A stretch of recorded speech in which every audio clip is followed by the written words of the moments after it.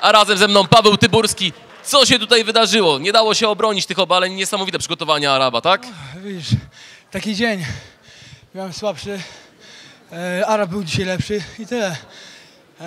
Nie byłem w dyspozycji. Słabo się czułem dzisiaj. Dzisiaj wygrał lepszy. Mam nadzieję na rewanż. A co do informacji dla moich tutaj fanów, to otwieramy z Piotrkiem kanał Bracia Cybori.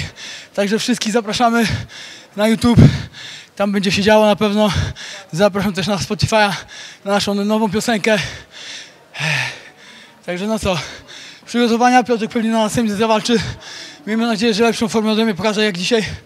I tyle, taki jest sport. Parter, parter, parter i wracasz silniejszy, byku. Dzięki wielkie za walkę. Dzięki śliczne.